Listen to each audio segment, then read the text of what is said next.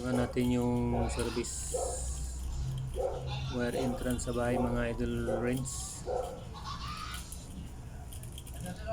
Napadugtungan ni sir dahil maikli daw, hindi maabot sa kanila.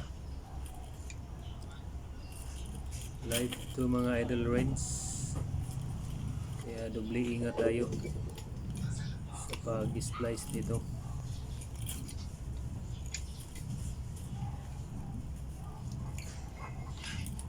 Kailangan nagsuot tayo ng yung rubber gloves para safe na safe yung ating paggawa, lalo na sa ganitong wire splicing na may yung light. Galing to sa service entrance yung kay Meralco.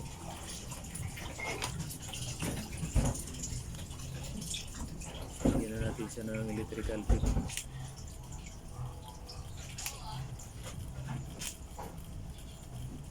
Kada ikot hila para mahigpit talaga yung kapit ng electrical tape, hindi yung ikot lang ng ikot.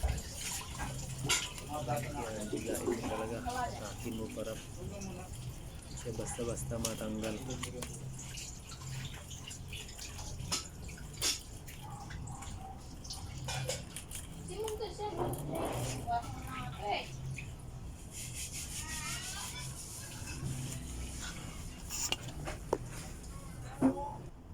So mga master, mga idol range, safety fuse box. So ito naman ang gagawin natin. Ngayon meron pa rin gumagamit ng mga ganito.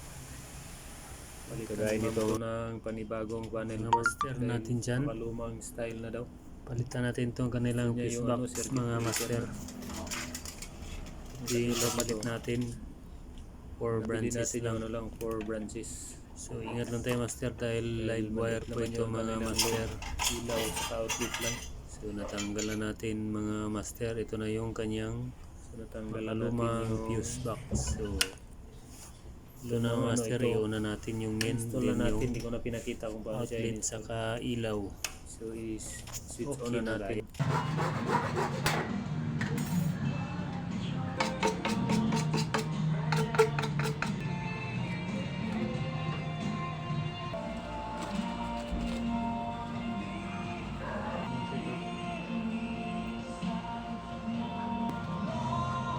Kuya, okay lang mag-ano ng tubig?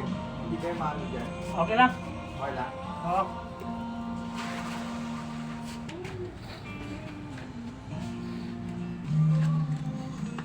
Pala may electric pan ako nakita eh.